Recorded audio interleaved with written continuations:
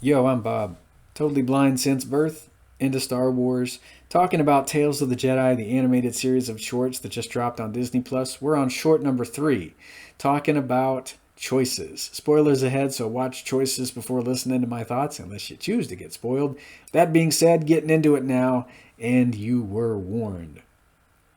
So, when I watched Attack of the Clones for the first time, long time ago, in a galaxy far, far away, I was introduced to Dooku when he was no longer a Jedi. He was on the opposing side. So, seeing him and Mace working together, Jedi alongside Jedi here in this short, I think that was the highlight of the short for me. Cool to hear T.C. Carson back voicing Mace Windu and Corey Burton as Dooku. So Windu and Dooku, they have to go retrieve one of their own who's been murdered on the planet of Raxus Secunda. She was caught in an ambush. There was a senator. He has given his testimony. So short number 3 should take place after short number 2, right? So I'm thinking Dooku, well, he's thinking undoubtedly of Senator Dagonet. He doesn't trust anything this guy says. He knows what antics senators can get up to when they're after something. So he doesn't trust this guy at all. He wants to investigate what has happened. Mace, he just wants to go get the body per the council's request, take it back to Coruscant so they can have a burial in the Jedi Temple. Dooku, he's not having any of it. Mace tells him, well, look, we're not supposed to get involved unless the council tells us we should. They haven't said anything like that. We're not supposed to rile things up politically. Of course, this is before Mace was on the council. And Dooku, he's not having any of it. This is a Jedi he has undoubtedly served with for quite a while. It's one of his own, and he wants to ask questions. He wants to know why this senator has come away unscathed. So I like the guards. I liked these characters, seeing them whenever we arrive on Raxus Secundos. One of them has these claws on the end of his gauntlet. I think these guys would make pretty cool action figures, just saying. And then we are taken to Senator Laric, and the descriptive audio narration track, it doesn't describe this guy's movements because, of course, they don't break in during any of the dialogue, but I'm wondering if he is very fidgety, very squirrely. Mace and Dooku, they know he's hiding something. They don't know exactly what. And I like how Dooku, he doesn't want to go directly to the body. He wants to go to the site of the ambush. He wants to see where it happened. So, and then we get one of the guards. He speaks up before the senator can say anything. I did notice that when I watched the episode for the first time. I think I've seen this thing like 6 or 7 times by now. But yeah, it was a little too quick there. We know what you're up to, guys. So they go to the ambush site, and I love this scene. It reminds me of Obi-Wan investigating the attack on Padme in Episode 2, Attack of the Clones. I mean, we get to see Dooku and Mace, they're examining blaster burns on trees and things like that. Dooku's sifting soil between his fingers, and he notices that the ship is not damaged at all. I like this one bit of dialogue when he talks about Jedi being ambushed. He says something like, well, Jedi being ambushed is a rare thing. When it happens, it's usually from someone that a Jedi trusts. And right away, I'm thinking of Order 66. Of course, I mean, Dooku's not even, at least I don't think he's in cahoots with Palpatine at this point. But, I mean, you can't help but think of Order 66 there. Yeah, the ship wasn't damaged. The senator, he runs forward, and I love this bit. He says something like, well, I didn't kill her. The guards killed her. And he's shot in the back. So things just go to blazes very quickly. We get this short and sweet shootout. And it's blasters all around versus lightsabers. So we've seen Mace and Dooku on opposite sides. We've seen them during the Clone Wars, but Mace and Dooku working together, boy, this is really cool because you've got both these guys, expert swordsmen. They're deflecting all these blaster bolts. These droids even jump out of the trees. I guess they were staged here. lying in wait for the Jedi as they approach. But I mean, Mace, he just cuts through them like they're nothing.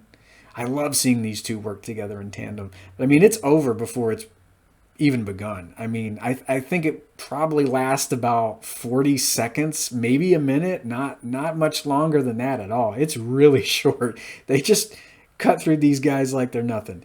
And you've got two guys left. One of them, he says that the Jedi and their puppet Senate, they're in for a reckoning. He tries to fire at Mace.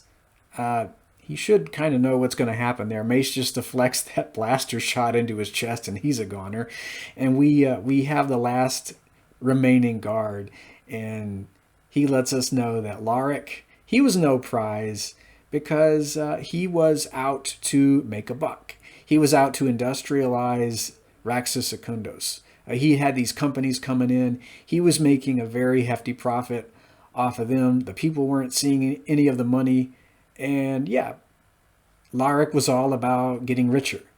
And they were holding him hostage until he passed a bill for them to stop all this in the next Senate session. I love how Mace, he's confused as to why they killed Katri. He's like, well, you should have told Katri what was going on. She could have helped you. And here we have this fomenting anti-Jedi sentiment here, because that guard, he says, no, Jedi are lapdogs of the Senate. They don't care about everyday people. They care about the rich and the powerful. You guys don't care about us. And I mean, we know Palpatine uses this much later. He's probably even having a hand in spreading this now. I mean, he's been Sidious for quite some time, I would imagine. I'm thinking of him in the Darth Plagueis novel. I know that's not canon. But yeah, anyway, we do get a bit of that anti-Jedi sentiment from this guard here before he's taken away. I like how Dooku, he has a word with them before they leave for Coruscant. And he doesn't condone this guy's methods, but he does find them somewhat effective. And I like how he says, well, don't lose heart. Otherwise, you'll devolve. And I say that for all of us.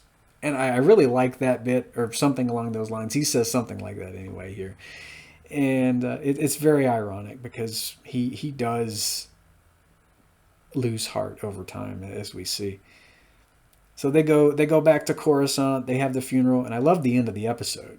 Because Dooku, he catches up to Mace after the funeral, and he says, hey, I noticed that you now have a seat on the council. You got Master Catri's council seat, don't you? And Mace, I'm inclined to believe him. He's like, well, I was surprised as you are.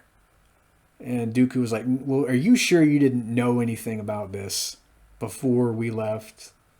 You know, it's Dooku being suspicious. He's being resentful.